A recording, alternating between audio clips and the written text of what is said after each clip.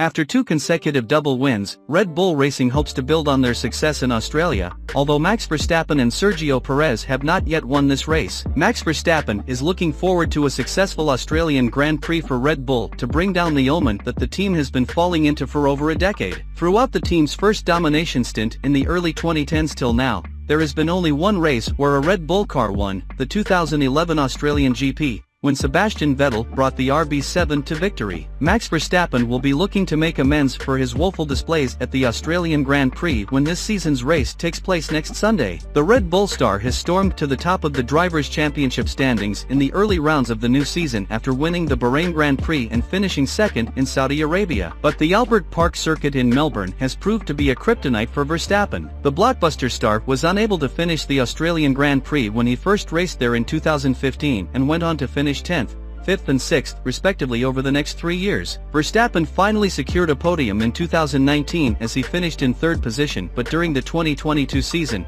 when Max Verstappen was dominating the grid, he looked quite close to bringing down the miserable record that the team has been following since 2011 as he started P2, right behind the Ferrari of Charles Leclerc. However, a further engine problem in the race saw him retiring. Verstappen's performance in Melbourne last year proved to be a temporary blip as the ace ended the season with 15 race victories, and the Dutchman will be desperate to finally stamp his authority on the track as he looks to put distance between himself and Red Bull teammate Sergio Perez, who is currently second in the season standings. Perez stunned Verstappen earlier this month as he claimed victory in Saudi Arabia against the odds, and the Mexican will want to prove that his win was no fluke. First practice for the 2023 Australian Grand Prix saw Verstappen set the pace under cloudy skies at Melbourne, but the opening session was also stopped by a red flag triggered by a lack of GPS, before Logan Sargent's Williams came to a halt and brought out the second stoppage of that hour. Sergio Perez took 3rd in the second Red Bull ahead of Aston Martin driver Fernando Alonso,